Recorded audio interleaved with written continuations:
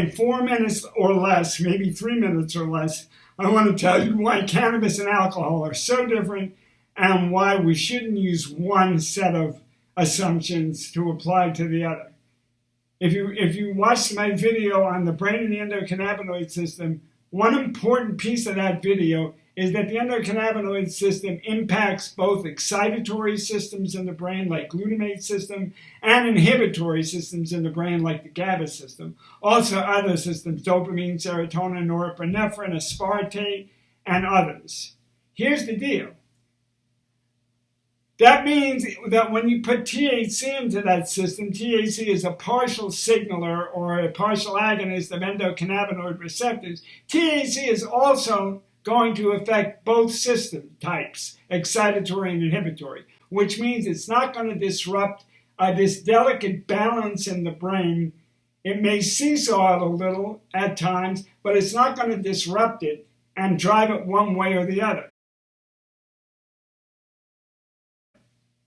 Alcohol does. It's now known one of the worst effects of alcohol is that it tips this balance towards inhibition very strongly.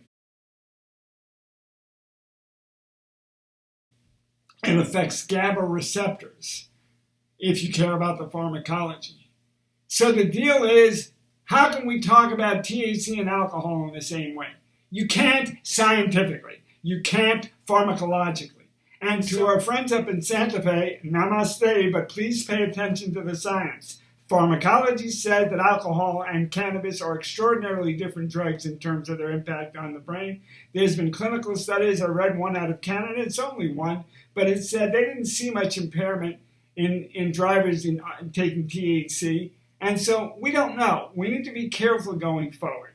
Thank you. That's all I really want. Okay, since I did the beginning of this video in 2 minutes or so, I'm going to give you a 1-minute public service announcement, and that is, do not abuse alcohol. In fact, you're much better off as a light social drinker than you are as a heavy drinker. Why? Because alcohol is a negative lifestyle event that predisposes you to dementia later in life. So if you don't want to be drooling in your coffee cup rather than drinking your coffee, I shouldn't even be laughing about this or smiling because it's terrible. If you don't want that to happen to you, don't abuse alcohol because it's going to predispose you. There are two factors, genetic and lifestyle, that predispose you to dementia or not.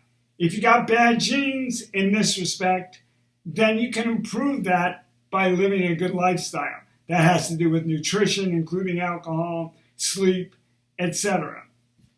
If you've got good genes in this respect, you can screw that up a little bit with bad lifestyle choices. And alcohol is one of those. And I'm not saying don't drink. I still drink. I have a beer every week or so. And believe me, I abused plenty in the past before I was 40. I regret it, but you can't change the past. Nothing you can do about that now. But drink as lightly as you can. Don't drink yourself into oblivion or stupidity. Because for sure then you're doing your brain some significantly bad stuff. Okay, I hope that's helpful. Have a great day, and I'll see you again.